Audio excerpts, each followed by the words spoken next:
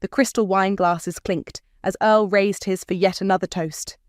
"To success," he beamed, while his mother Helen nodded approvingly from across my meticulously set dining table. I smiled mechanically, the muscles in my face aching from hours of forced pleasantries. "My name is Elise, and tonight is the last time I'll play the role of the perfect corporate wife. And to my beautiful wife," Earl continued, his words slightly slurred, "who just plays with her little computer all day while I bring home the real bacon." Laughter rippled around the table. I caught Helen's smirk as she dabbed her mouth with a cloth napkin I'd had custom embroidered for the occasion. "Well, dear," Helen chimed in, adjusting her signature gold watch, "at least you keep yourself presentable. That counts for something when you're representing the Mills family name." I took a long sip of wine, letting the $200 Cabernet coat my tongue. The same Cabernet I'd purchased with my own money, along with the Wagyu beef, imported cheese platter, and hand-picked flowers that decorated the space. The catering alone cost more than Earl's monthly salary. My phone buzzed quietly in my lap. A payment notification. Client invoice cleared, $127,500. I almost laughed out loud.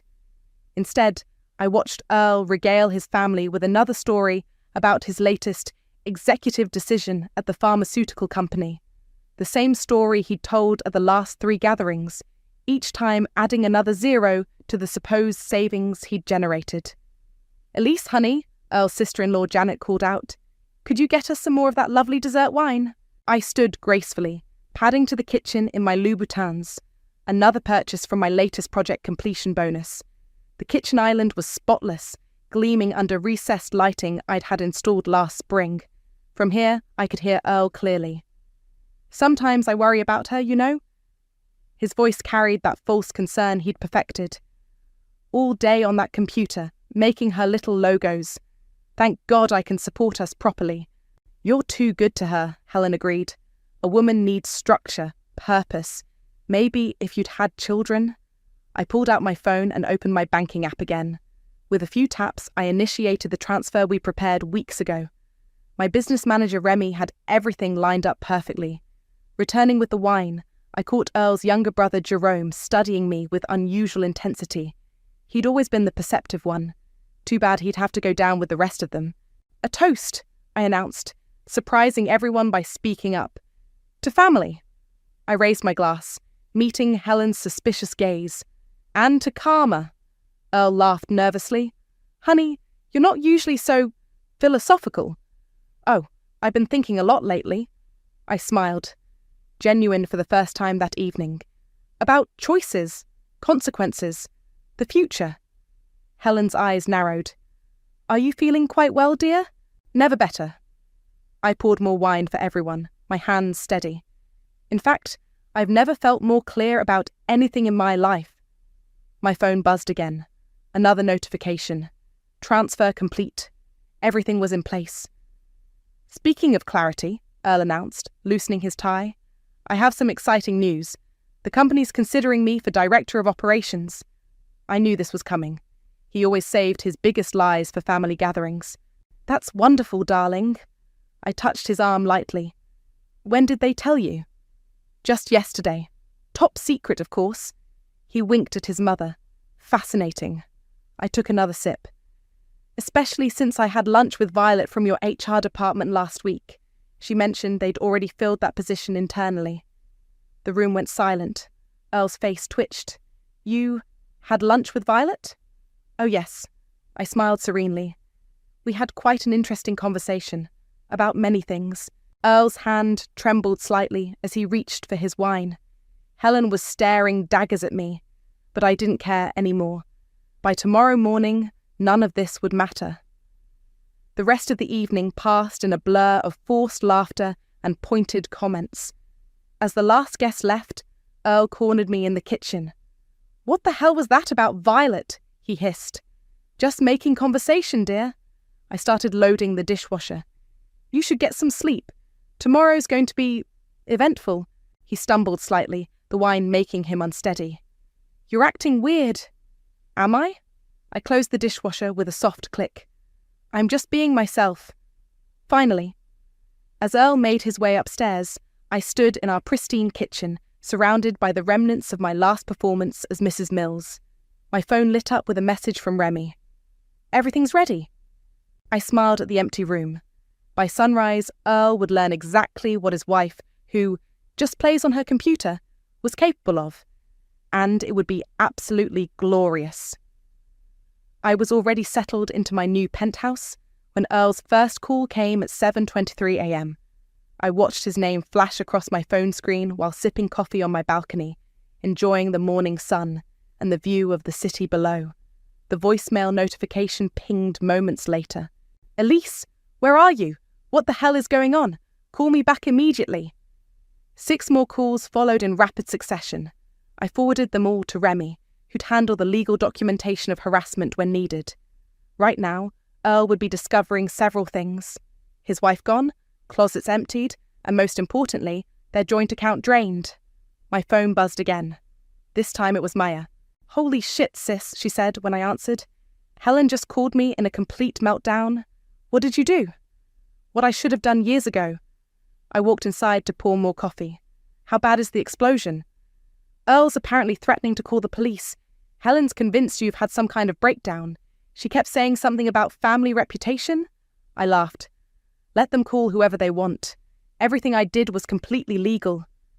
"Wait, what exactly did you do?" The doorbell rang. "That's probably Remy with the paperwork. Want to come over and see for yourself?" 20 minutes later, Maya sat slack-jawed on my new sofa while Remy laid out documents across my coffee table. "Jesus Christ," Maya whispered, scanning the papers.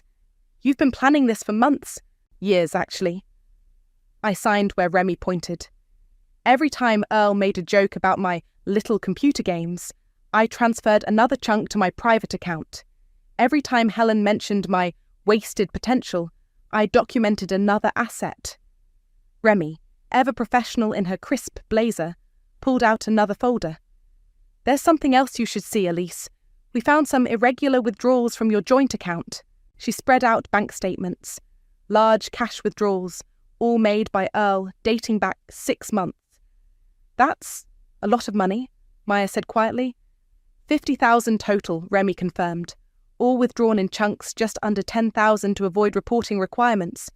My phone rang again. Helen this time. I declined the call. "You know she'll show up eventually," Maya warned. "Let her. Security has strict instructions." I turned to Remy. "What else did you find?" Remy pulled up something on her tablet. "Hotel charges on his corporate card. Always the same place, same day of the week. And look who signed the restaurant receipts." I leaned in. The signature was clear. Violet. "That little shit," Maya breathed. "The same Violet you mentioned at dinner. HR Violet." I sat back, pieces clicking into place. Who's been handling all those special projects Earl kept bragging about? Another call, this time from Jerome. I actually considered answering this one. "Jerome might be useful," Remy suggested, reading my mind. "He's always been jealous of Earl's position, and he has connections in their finance department," I answered. "Jerome, what a surprise." "Elise, what the fuck? Earl's losing his mind. He says you cleaned out the accounts." "Only what was legally mine. My business earnings, my inheritances. You know, the money from my little computer games." A pause. "Listen, there might be some things you should know about Earl's department. Like the unauthorized withdrawals? Or the hotel meetings with Violet?" Another longer pause. "How much do you know?" "Enough to start, but I bet you know more." I could practically hear him thinking. Jerome had always resented playing second fiddle to his older brother. "Meet me for coffee?" he suggested. "Text me the details." I hung up and turned to Maya and Remy. "Ladies, I believe we're about to get some ammunition." Maya shook her head. "I can't believe you're actually doing this. Taking him down." "Not just him." I walked to the window, watching the city buzz below. The whole facade, the perfect son, the successful executive, the Mills family image. All of it. My phone chimed with a text from Jerome. "Noon, capital coffee, come alone?" "You're really going to trust Jerome?" Maya asked. "Trust? No." I smiled. "But I'm going to use him, just like Earl used me all these years." Remy gathered her papers. I'll have everything filed by this afternoon. You're officially protected." After they left, I stood in my new space. My space paid for with my money, decorated to my taste. No more beige walls and family portraits. No more pretending to be less than I am. My phone buzzed one more time. Earl had finally found the note I'd left on his pillow. "Dear Earl, by the time you read this, everything will have changed. You always said I just played on my computer all day. Time to show you what I was really doing. Enjoy the chaos. Elise." I blocked his number and opened my laptop. Time to see what Jerome knew about his brother's secrets. Capital Coffee buzzed with lunch rush energy when Jerome slid into the seat across from me. His usual cocky demeanour was replaced by something more calculating. "You look good," he said, studying my face. "Better than good, actually. You're glowing." "Freedom does that." I pushed a coffee toward him. "Let's skip the small talk. What do you know?" Jerome glanced around before leaning in. "Earl's been running a scheme through the contracts department. Those special projects he keeps bragging about? They're fake. Well, mostly fake. Go on." "He's been approving inflated contracts, then getting kickbacks from the vendors. But here's the interesting part. All the paperwork goes through Violet's desk." I took a sip of my latte. "The same Violet who signs his hotel receipts?" "Oh, it gets better." Jerome pulled out his phone, scrolling through documents. "Violet's sister Maureen. She's a liability lawyer who specializes in corporate settlements. Every time one of these vendors gets caught doing something shady, guess who handles the quiet payouts? And takes a generous fee, I'm sure." "Exactly. The whole thing's like a legal money laundering operation. Earl approves bloated contracts, vendors kick back cash, problems get buried in settlements, and everyone gets paid." I forwarded Jerome's documents to Remy while he talked. "How long have you known about this?" "Few months. Been gathering evidence." He smirked. "Thought it might come in handy someday." "And now?" "Now I'm thinking we could help each other." Jerome leaned back. "You want revenge? I want his position. Win-win." My phone buzzed. Helen again. This time she'd left a voicemail. "Elise, this childish behaviour stops now. You're embarrassing the family. Fix this mess or I'll be forced to take action. Remember who you're dealing with." I played it for Jerome, watching his face darken. "Mum's always covered for him," he muttered. "Ever since we were kids. Earl could do no wrong." "Not anymore." I stood up. "Send everything you have to this email. And Jerome, don't warn him." "What are you going to do?" "Watch the fireworks." I gathered my things. "Oh, and you might want to distance yourself from the contracts department. Things are about to get messy." Back at my penthouse, Remy was waiting with Maya. "You're not going to believe this," Maya said, practically bouncing. "Tell her, Remy." Remy pulled up an email chain on her laptop. "Remember those hotel meetings? They weren't just about the affair. Violet was meeting with vendors there too. We found receipts for 3-person dinners, all charged to Earl's corporate card." "The idiot left a paper trail," I mused. "A massive one." Remy turned the screen. "And I just got an anonymous tip about when the next meeting is scheduled." Maya grinned. "Tonight. Same hotel. Perfect timing." I opened my own laptop, because I'd just finished composing an email to the company's board of directors, complete with Jerome's evidence and some interesting photos from the hotel's security cameras. "You're really doing this," Maya whispered. "You're actually taking him down." "Not just him," I hit send. "The whole corrupt system." My phone rang. Earl's office number this time. I put it on speaker. "Elise?" His voice was tight with panic. "We need to talk. Now." "About what, Earl? The fake contracts? The kickbacks? Or your little hotel meetings with Violet?" Silence. How did you?" "I told you I wasn't just playing on my computer all day." I kept my voice steady. "Check your email. The board should be contacting you shortly about an emergency meeting." "You can't do this to me." His voice cracked. "My career, my reputation, should have thought about that before you made me invisible." I ended the call. Maya hugged me tight. "Holy shit, sis. You're my hero." "Don't celebrate yet." Remy was checking her phone. "Helen's on her way up. Security just called." I walked to the window, watching Helen's Mercedes pull into the visitor parking. Even from 15 floors up, I could see her rigid posture, her signature gold watch glinting in the sun. Let her come. I turned to Maya and Remy. Time to show the Mills family matriarch exactly who she's dealing with. The elevator dinged. Helen's heels clicked down the hallway, getting closer.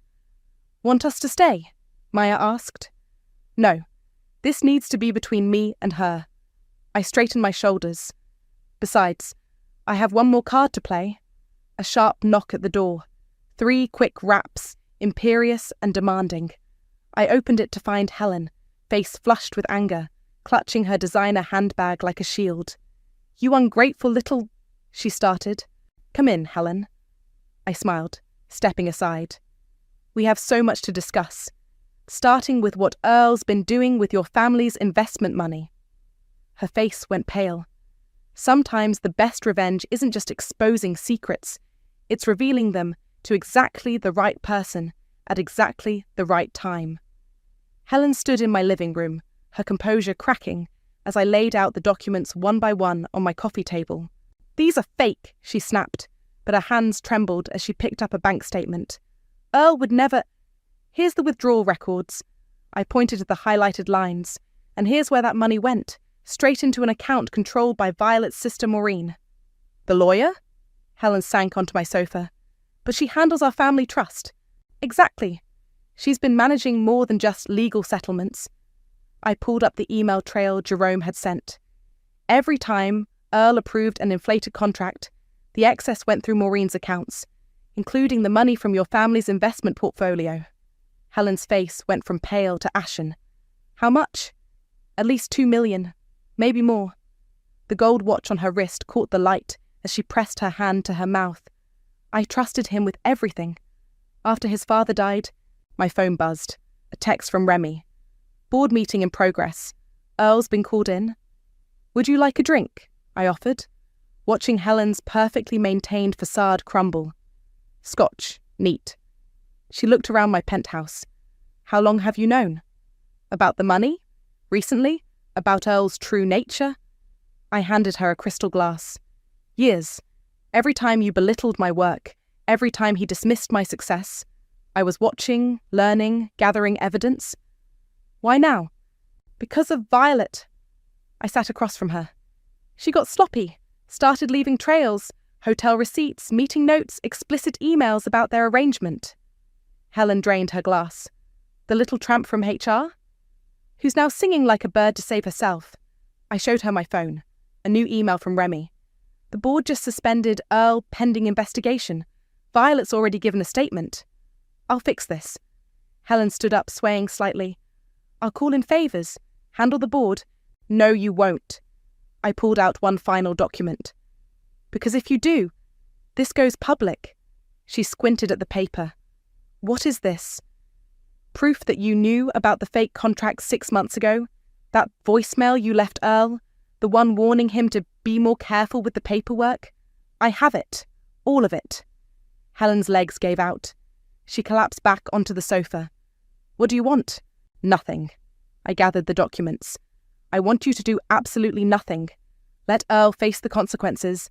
Let the board do their investigation, or everything comes out, including your role in the cover-up. My phone buzzed again. A message from Jerome. Holy shit. Earl just got escorted out. Security has his laptop. Helen's phone started ringing. Earl's face flashed on the screen. Don't answer it, I warned. He's my son. He's a fraud who stole from his own family. She let the call go to voicemail, her hands shaking. You've destroyed everything. No, Helen. Earl did that himself. I just exposed the truth. Another text from Remy. Violet's lawyer called. She wants to make a deal. You should go home now, I told Helen. Earl will need somewhere to stay after the bank freezes his accounts. You really think this through, didn't you? She stood, straightening her designer suit. All these years we thought you were just playing on my computer? I smiled. Amazing what people can accomplish when you underestimate them. At the door, Helen turned back. The family money, can it be recovered? Most of it. Remy's already tracking the transfers. I met her eyes. Consider this a wake-up call, Helen. Your perfect son isn't who you thought he was. After she left, I poured myself a scotch and called Maya. "How'd it go?" she asked. "Better than expected.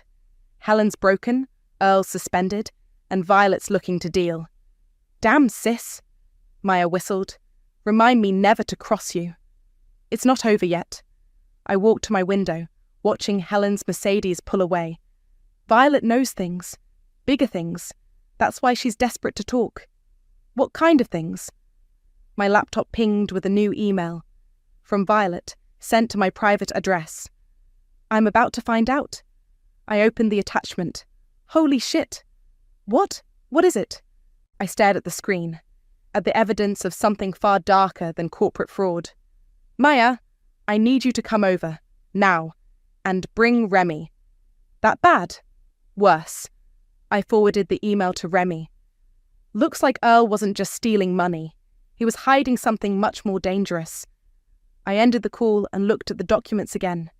Earl's scheme went beyond kickbacks and affairs. He'd been burying something toxic, literally, and Violet had proof. The game had just changed completely. Violet's hands shook as she spread the photos across my dining table. Maya and Remy leaned in, examining each one. "These were taken at the company's research facility," Violet explained. "Earl's department was supposed to be disposing of failed trial medications properly, but instead, they were dumping them," Remy finished, picking up a photo showing barrels being loaded into unmarked trucks, into the watershed. Violet pulled out more documents.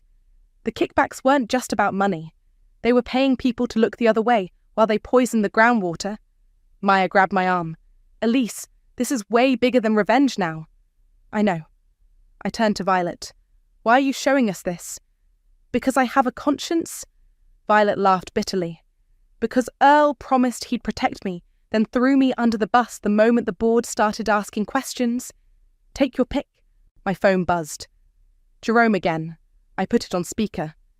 "Earl's losing it," he said without preamble. "He just showed up at Mum's house, drunk, talking about evidence he needs to destroy." "Is Helen with him?" I asked.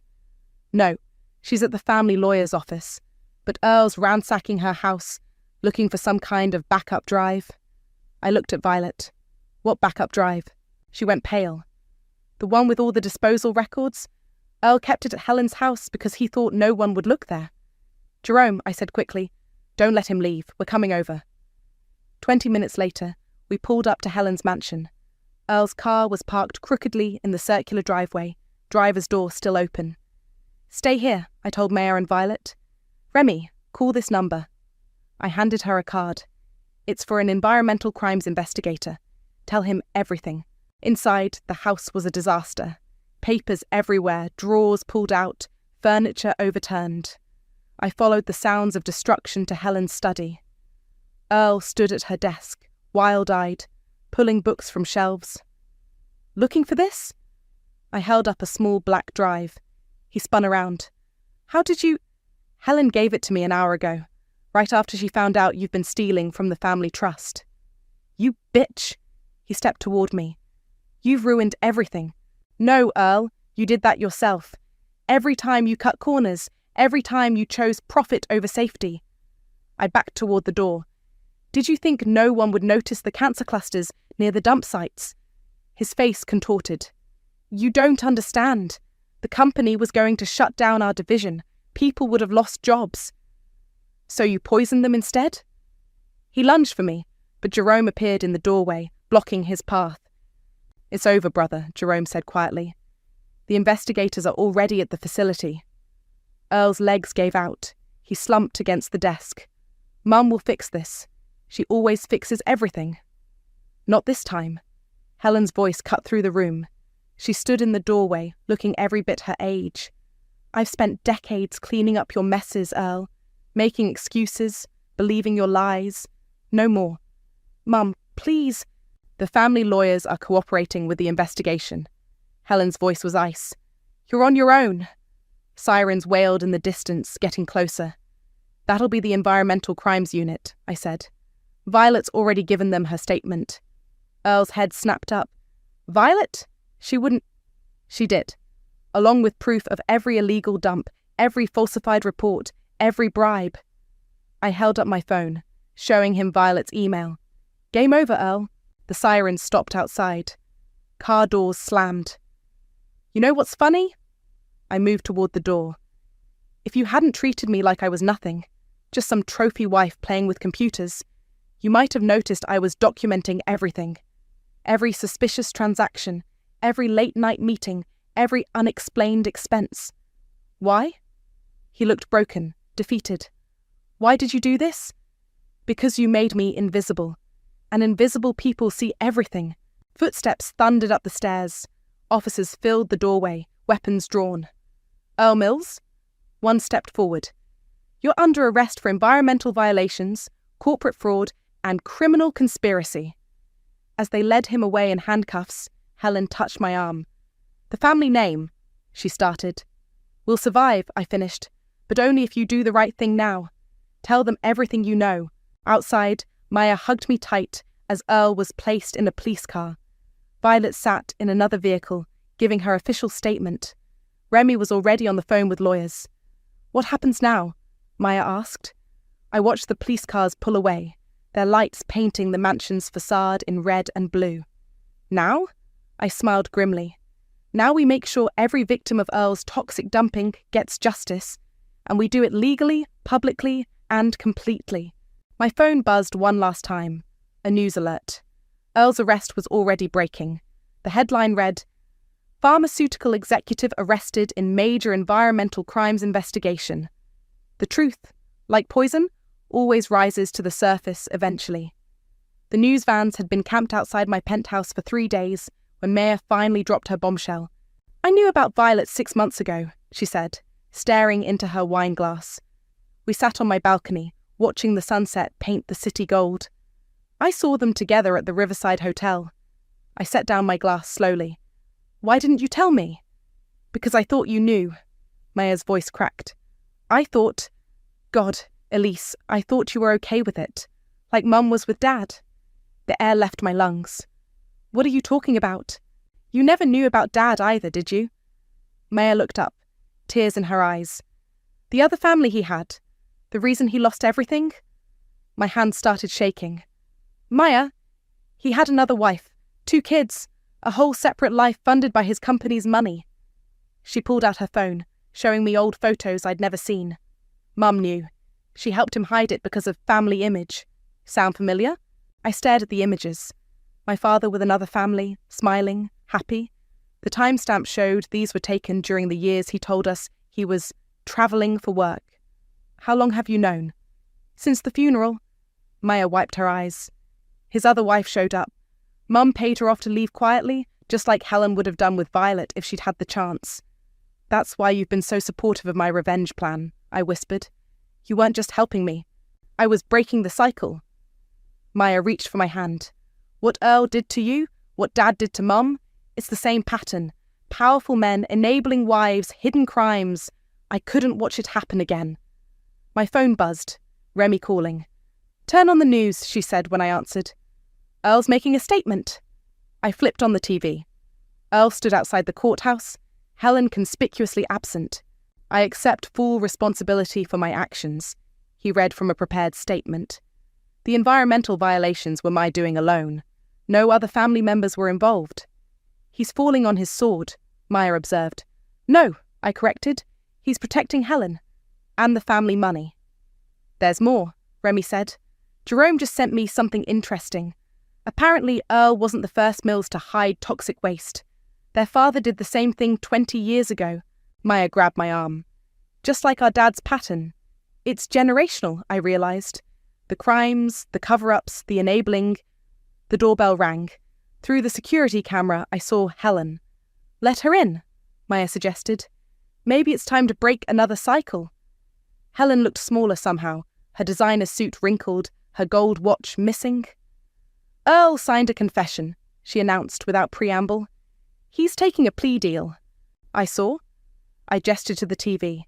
"Still trying to protect the family name?" "Trying to protect you, actually." Helen pulled out an envelope. "These are records of every illegal disposal site, dating back to my husband's time as CEO. Earl was just continuing the family tradition." Maya and I exchanged looks. "Why are you showing us this?" I asked. Because I'm tired. Helen sank onto my sofa.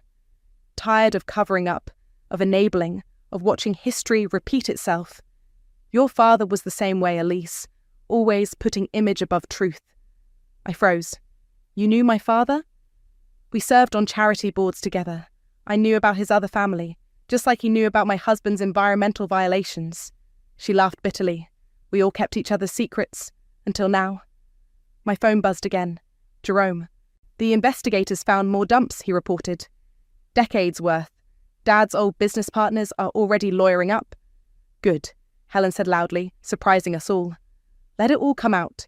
I'm done protecting dead men's crimes. After she left, Maya and I sat in silence, processing. You know what this means, Maya finally said. All those families near the dump sites. They can finally get justice for generations of damage. It's not just about Earl anymore, I agreed. It's about breaking a pattern that goes back decades. My phone lit up with a text from Remy. Victims' families are organising a class action. They want you to testify. Will you do it? Maya asked. I walked to the window, watching Helen's car pull away. In the fading light, I could see news vans still camped outside, waiting for the next development in the story. Yes, I decided. But not just about Earl, about all of it. Every corrupt deal, every covered-up crime, every enabling spouse. It's time to expose the whole system. Maya hugged me from behind. Dad would have hated this. Good. I turned to face her. Because we're not invisible anymore, and neither are their victims. My phone buzzed one final time that evening. A message from Violet. More whistleblowers coming forward. This is bigger than we thought. I smiled. Sometimes revenge doesn't just expose one person's crimes. Sometimes it breaks open decades of secrets, like a dam finally giving way to the truth. The courtroom fell silent as I took the stand. Earl sat at the defense table, unshaven and hollow-eyed in his prison jumpsuit. Helen wasn't present. She'd chosen to watch the proceedings via closed-circuit TV from her lawyer's office.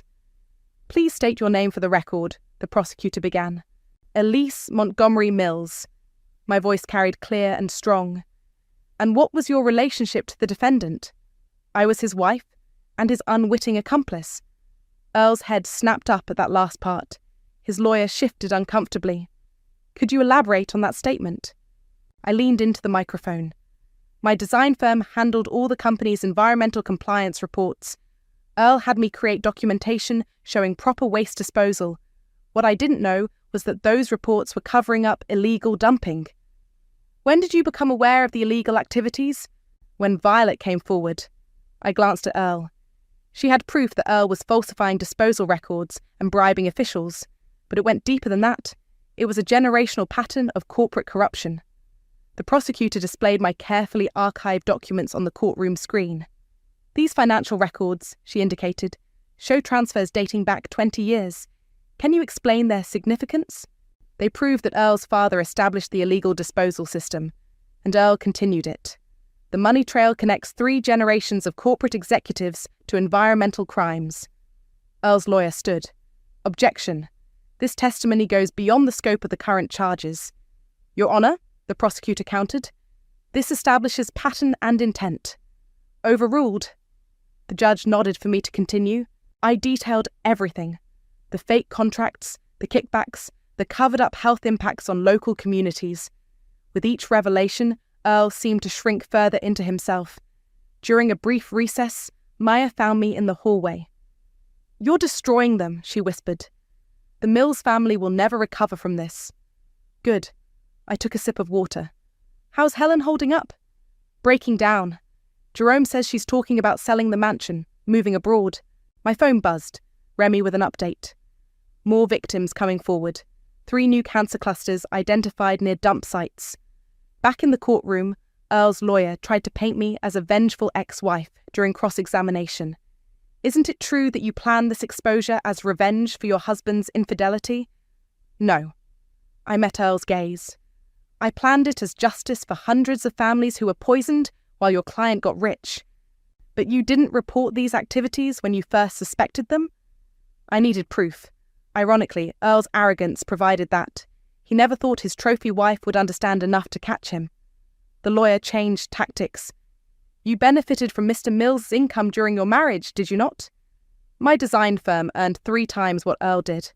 I funded our lifestyle. He just took credit for it. A murmur ran through the courtroom. Earl's face flushed red. No further questions, his lawyer muttered. The prosecutor rose for redirect. One final question, Mrs. Montgomery Mills. What motivated you to come forward now?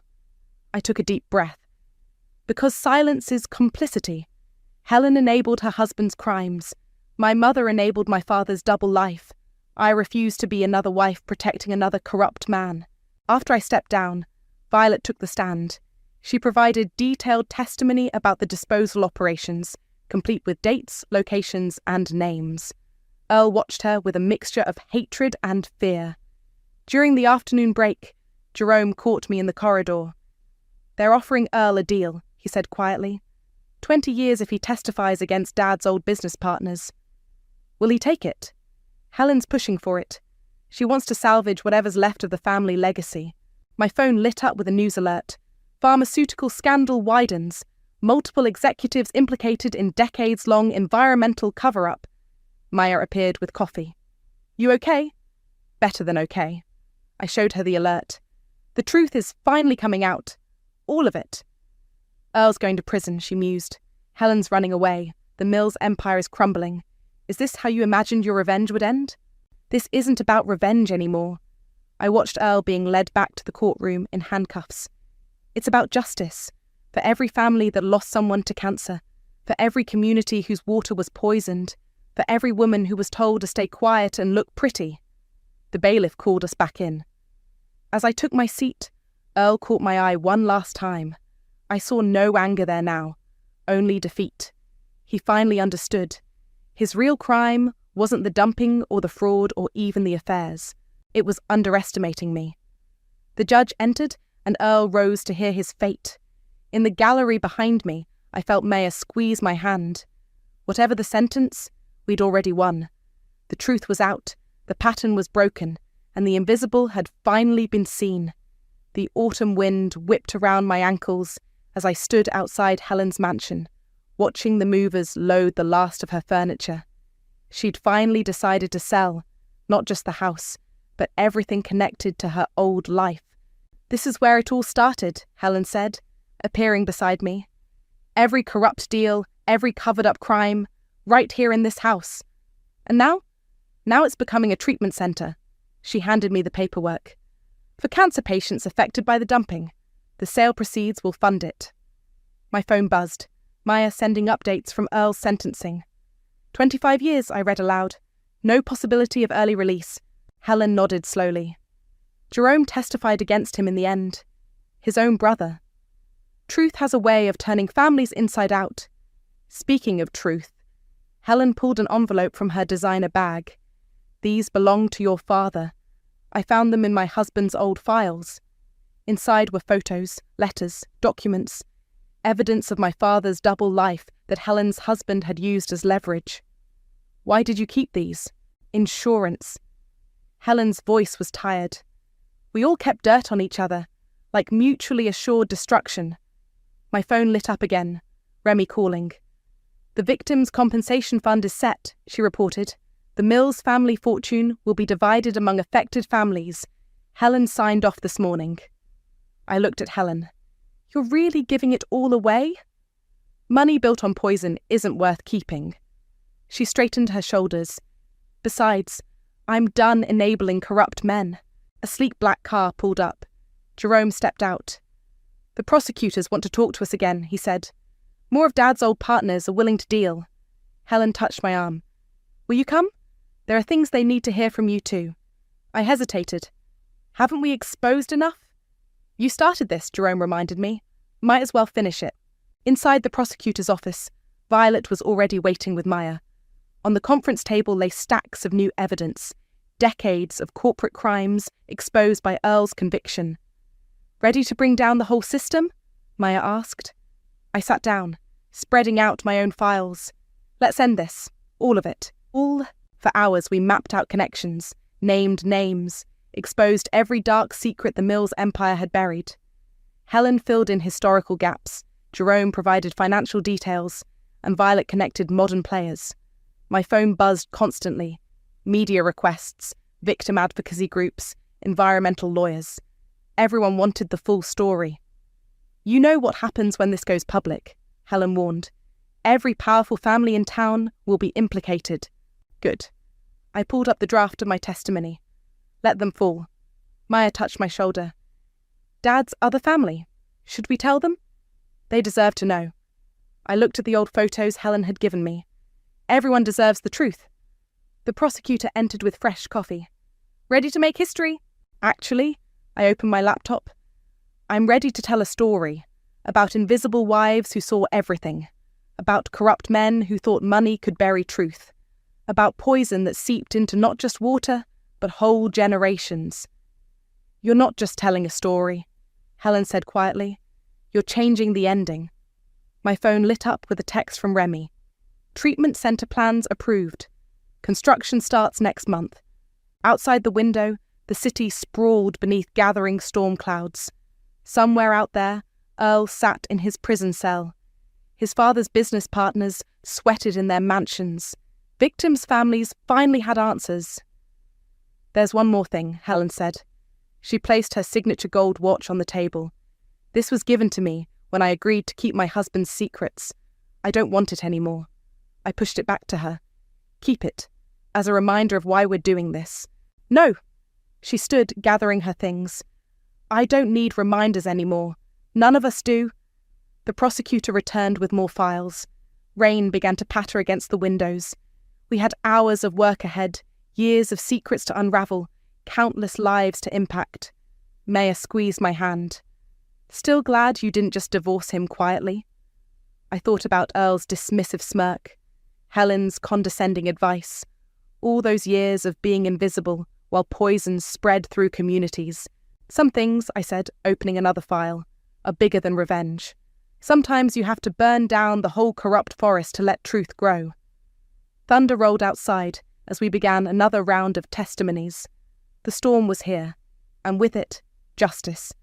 Not just for me, not just for Earl's victims, but for every person who'd ever been told to stay quiet and look pretty while poison spread through their lives. The truth, like water, always finds its way to the surface, and this time it would wash everything clean.